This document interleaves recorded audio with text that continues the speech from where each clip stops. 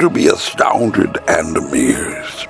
These are the magical incantations in patter from a stage illusionist, a prestidigitator, or, if you prefer the term, a magician, who might take an ordinary object and make it do something quite extraordinary, which to the naive observer may certainly appear to be quite wondrous, a marvel that approaches the supernatural and paranormal. And indeed, from its very early introduction to audiences in sophisticated and even opulent societies, circles in Europe during the Middle Ages, these ancient arts from Egypt and Asia, where they had even been able to make a large elephant disappear, was simply intended for audiences of impressionable children. And I am very sorry to inform you that there is no such thing in reality as magic. And it is all simply an application of sciences, of vulnerable human psychology and optics. Smoke and mirrors, sleight of hand. A hand, as they say, is quicker than the eye, or at least our ability to process that which we have witnessed before our very eyes. And if you believe you are immune from the enticing lure of magic spells and charms, then in fact, that is when you are actually the most vulnerable to its seductive powers. Case in point, one person, a young lady from the large southern city of Atlanta, had once visited the city of New York. True story. And had spotted what she had believed to be a simple con game to which she was most certainly immune. And yet a con man gets his name from exploiting the confidence of others. And she had been so very fascinated by the spectacle of a street game of Find the Lady, game of cards, that she had begun to watch and became increasingly satisfied that every time the intricate movements had been performed, she would always be able, with great facility, to find the lady, a queen of hearts, between two black aces. And she had become so very confident that she was persuaded to place a bet of $5 of her own money herself. And somehow it was in that moment that suddenly her skillful eyes had failed her, and she lost, which might have been a hint to just walk away.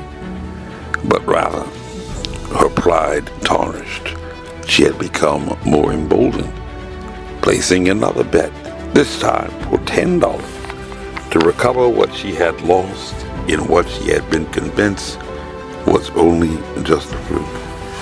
And not until the con man had taken from her a sum of $15 did she finally realize that a sophisticated girl from Atlanta was no match for a con man on the streets of New York. And in the early 2000s, as published by the American Scientists, the Scientific American, several scientists had taken to the task of studying exactly how the magic of magicians work their powers upon audiences, and had found in one replicated experiment that given an ordinary object, a small tennis ball, being tossed in the air 2 times before a randomly selected audience of 1,000 persons of adult age, by a magician of only average ability, when he had pretended to toss the ball into the air for the 3rd time, but had secretly palmed that object in his hand. 2/3 of the audience of 1,000 people said that they had witnessed the ball vanish in thin air right before their very eyes. And you believe that you could not be tricked by just an amateur magician. Well, that is what one pastor who had been a pastor at various churches for almost 4 decades, almost 5 decades, had believed, apparently with all of his heart, soul, and mind. And perhaps his story may be similar to one of your own. And so let's attempt to break the coveted, inviolable magician's code to show you exactly how this trick had been accomplished with sufficient skill to even baffle a graduate of Virginia Commonwealth University in Richmond. According to Pastor Don Davidson, the former senior pastor at the First Baptist Church of Alexandria in Virginia, we had both tried so hard to stay well during the pandemic. We did everything you're supposed to do, not just social distancing and masks. Audrey would even wipe down all of the groceries she'd buy before putting them in the pantry or refrigerator. My best guess is that I was exposed to it at the hospital when I had my catheterization on January 13th. I started with a cough a few days later. Then Audrey followed with a cough and bad headache. On Friday, January 22nd, we both had rapid tests at Inova Urgent Care in Vienna, and the results came back positive. Those were his reflections of the events on February 2nd, 2020. But first, let's go back to his blog entries from just days before his visit to the hospital, recorded on January 19th, which would be 6 days after he had gone to the hospital to undergo a catheterization. Pastor Davidson wrote, "I had been concentrating on the coronavirus these last 10 months. I guess I took my eyes off other things just as dangerous. One of them slipped up on me. So last Wednesday, I found myself lying on a table in the cath lab at Inova Fairfax, awaiting a catheterization of my heart and arteries. A very serious procedure." From these blog entries, what do we know as fact? First, we know that Pastor Davidson, age 67 at the time, well within the age range when infections from COVID-19 become most fatal, had been fastidious in his preparations to avoid an infection, avoiding any possible exposure to what could have been a lethal infection. Pastor Davidson was emotionally involved, and at least according to the Data Institute of the University of San Francisco, historically epidemics are a time of fear, confusion, and helplessness. And as noted in the Journal of Economic Behavior, in August 2020, people prayed to cope with adversity. And they noted in times of crisis, humans have a tendency to turn to religion for comfort and explanation.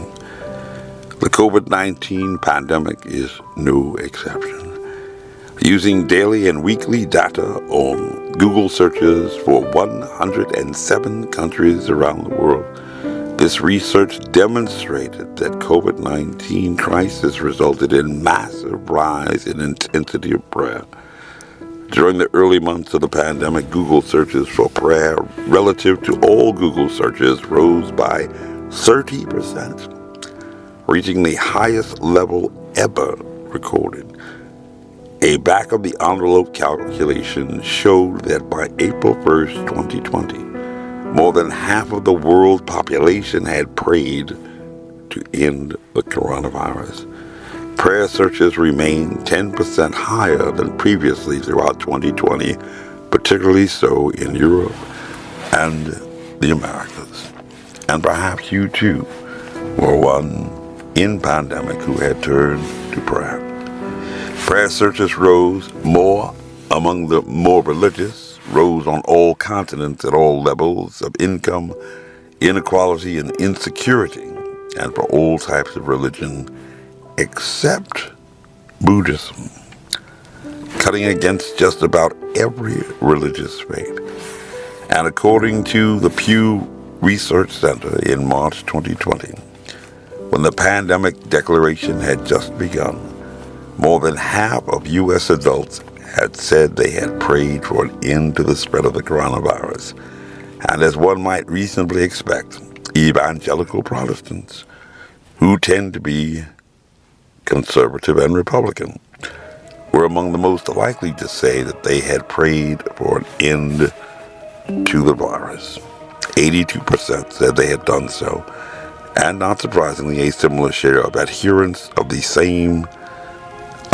historically black Protestant tradition, 79%, had said they had done the same. 2/3 of Catholics, 68%, and mainline Protestants, 65%, also said they had prayed for an end to the pandemic. And roughly 1/3 of Jews, 35%, said they had prayed to end the virus. And prayer is simply something that religious people do. While the World Health Organization had said in February 2020 that the best advice would be to fully educate the general public on how to keep themselves safe and prevent the spread of the virus. According to the Pew Research Center, by March 2020, perhaps not surprisingly, more women than men had said they had prayed for an end to the spread of the disease, and more black respondents than white and Hispanic respondents said the same. Older people, early identified as the most vulnerable, were more likely than younger adults to say that they had prayed for an end to the virus, and more Republicans than Democrats had prayed about the outbreak. But one striking fact about the entries recorded in Pastor Davidson's blog entries, who would describe himself as a fundamentalist and scriptural literalist, and who was most certainly not only an evangelical Christian, more than half of whom had said they had prayed for an end of the pandemic, perhaps expecting some divine intervention or supernatural occurrence. But he had also been the pastor of a Southern Baptist church, one of the most conservative of the Protestant denomination religions. And even though even researchers say that people cope to pray with adversity, in his blog entries, you will find not even one reference to prayer or even religion or a biblical passage. Rather, we find Pastor Davidson saying that he had placed his faith in the signs, and he had dutifully recorded in his blog to his church members, "We had both tried so hard to stay well during the pandemic. We did everything you're supposed to do, not just social distancing and masks. Audrey would even wipe down all the groceries she'd buy before putting them in the pantry or refrigerator. And yet he believes that despite doing everything that scientists had told him to do, on January 13th, his worst fears were suddenly realized. And his best guess is that he was exposed to it at the hospital when he had his catheterization on January 13th. What happened? According to Pew Research Center, it was not only religious people who had begun to pray for an end to the pandemic, while religious nuns, especially self-described atheists and agnostics, were found to be less likely than those who identify with a religion to say they had prayed for an end to the outbreak. Some 36% of those who described their religion as nothing in particular said they too had prayed about the virus. Fully 86% of people who had prayed every day said they had prayed specifically about the virus, and 2/3 of those who said they had prayed on a weekly basis. Half of those who said they had prayed only a few times a month reported having prayed about the coronavirus, as had 15% of those who generally seldom or never prayed. And yet Pastor Davidson at no time said that he had prayed, even though even scientists say that people pray during times of adversity. And on January 13th, 2021, when he had gone to the hospital for a rather invasive medical procedure on his heart and arteries, he had suffered a breakthrough infection in his thorough preparations and provisions, apparently without any prayer, yet also apparently despite his faith in science and the scientists. Pastor Davidson had been so much in fear of an infection that he had even put off a catheterization because of problems his attending physician had identified with his heart, fearing even going to a hospital, a fear shared by many, and according to the CDC, contributing to the deaths in what had become the most deadly year in American history. Even finding persons suffering symptoms of cardiac arrest, avoiding the hospital in fear that they might die from a coronavirus. And one might reasonably suspect that after realizing his very worst fear, being infected at a hospital, as his best guess had suggested, his fears had become reinforced by a validating event. And perhaps you too would agree with Pastor Davidson's conclusions. And so now let us tell you about how a magic trick worked its spell. According to the American president, Joe Biden, whose candidacy had unprecedentedly been endorsed by the Scientific American, had said on the very first anniversary of the pandemic declaration, "We know how to defeat this virus. Follow the science." As simple as that.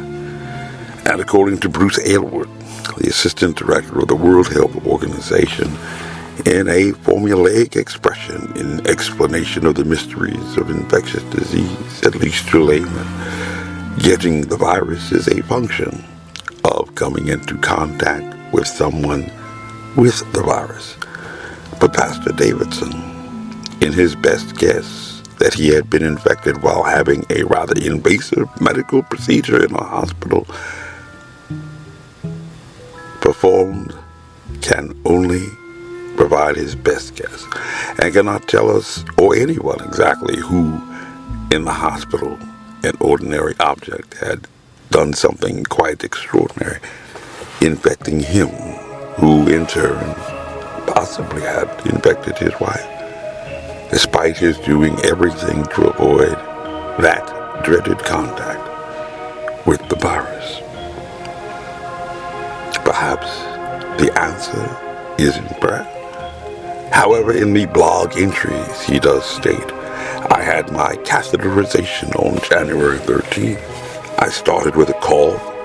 A few days later, then Audrey followed with a cough and bad headache," and implied the assumption that we may derive from this contemporaneous account was that Pastor Davidson had been infected with the virus within days after leaving the hospital. And if he had been infected at some point before January 22nd, a full 9 days after departing the hospital, he had in turn infected his wife, because his wife Audrey had been exhibiting the asymptomatic signs of infection of a cough, along with the symptom of a headache.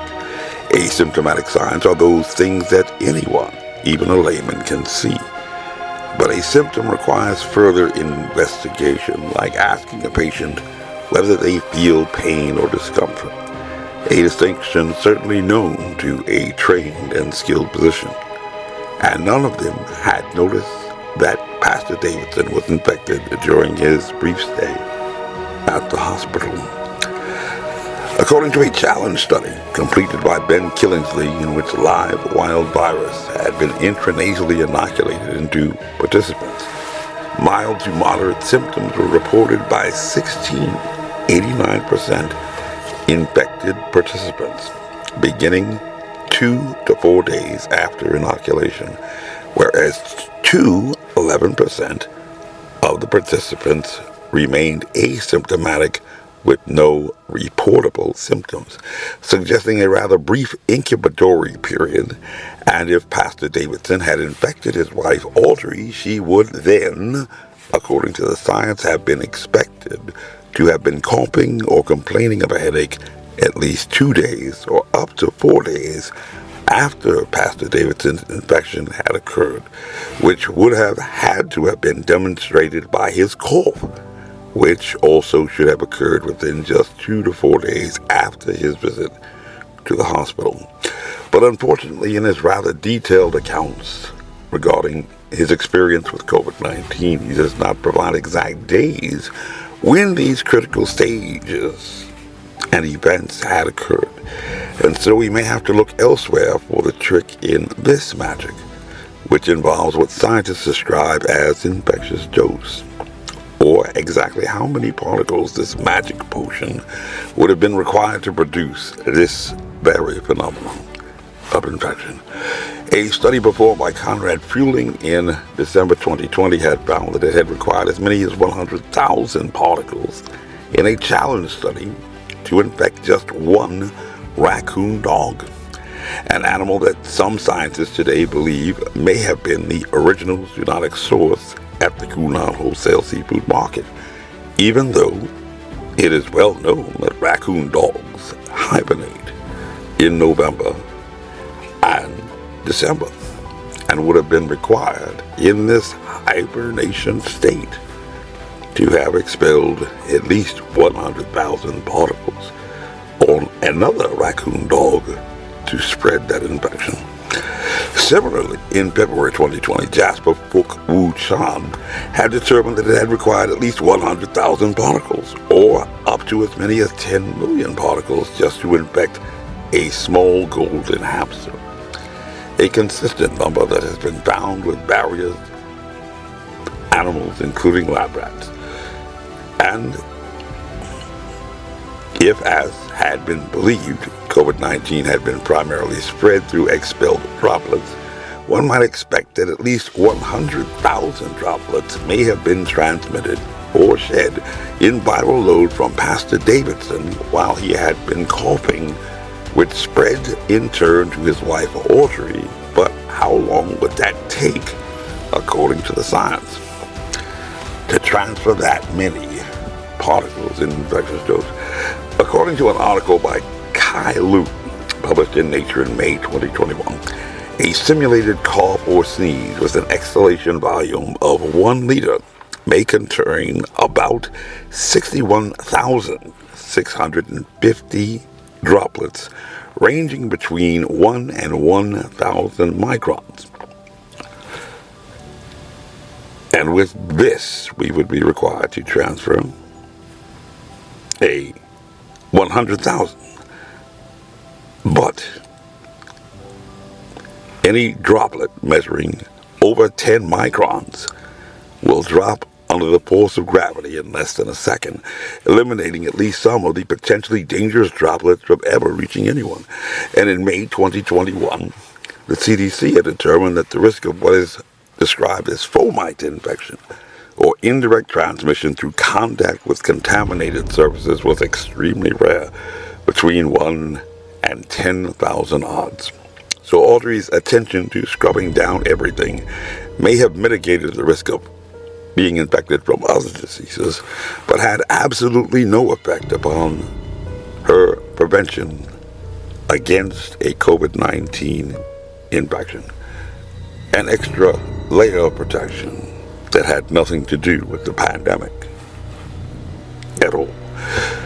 Further, in June 2020, the proceedings from the National Academy of Sciences had determined that for the remaining droplets between 1 and 10 microns, while the probability that a 50 micron diameter droplet prior to dehydration contains at least 1 virion is about 37%. For a 10-meter droplet, this probability drops all the way down to 0.37%.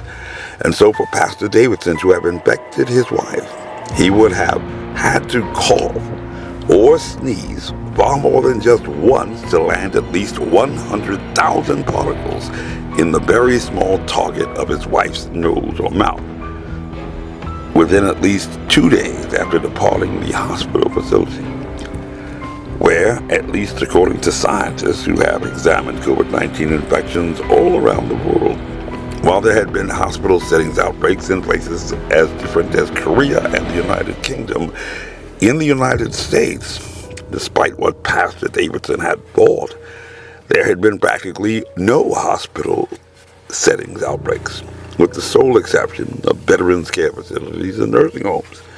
And perhaps you too may have suffered from this delusion regarding a pandemic pathogen that had caused COVID-19. And hence it would not be likely at all during his stay that 100,000 SARS-CoV-2 particles, with only a 0.37 chance of even being present in just one droplet, may have successfully landed in his nose or mouth to have caused an infection, at least by any natural means, even during his invasive medical procedure stay. Validating this conclusion, a study by Jean-Yan Liu, published in July 2020, had determined that it had required exposure of at least an hour for a sufficient infectious dose to be transmitted to 9 patrons at a restaurant in Guangzhou in a dining room measuring 145 square meters, while the virus had failed to infect as many as 8 staff workers who had roamed in and outside the area where the index case had been seated. And intriguingly, only those who had been within a 30 square meter portion of the restaurant had been infected, aged 20 to 84, while failing to infect 83 others in the dining room, including the 8 staff members. And it is at least a coincidental correlation that 30 square meters is exactly the parameters of the effective range of a standard military smoke grenade munition, a possibility that had not even been investigated upon request by former Virginia Governor Ralph Northam, MD, a former Army surgeon, has ever been commenced. More intriguingly in terms of that study was the fact that the index case or infected person who is alleged to have caused this small super spreader event was a man who had traveled from Hunan on a 2-day train trip, traveling 614 miles with his family, who he at that time failed to infect or infect others, causing an infection spread all the way to Shanghai, which would at least appear to be a bit odd for an infectious virus. And he did not become infectious until that moment when he was sitting in that dining room measuring 145 square feet, infecting 9 others in a 30 square meter radius. So if Pastor Davidson cannot determine exactly how he got infected, any more than the doctors who had diagnosed him, how in the world might he have been infected at all after doing everything he could to prevent infection and realizing then his worst fears, being infected in a hospital? Perhaps we shall have to pray all night. It is the most remarkable thing I've ever seen. Impossible. Silver video replays like the ones you are watching now, only just a few years ago. Perhaps one day science will finally discover the elusive origins of this novel virus and its marvelous manifestations. And, oh, what an advance for science that will be. But, oh, what a loss for storytelling.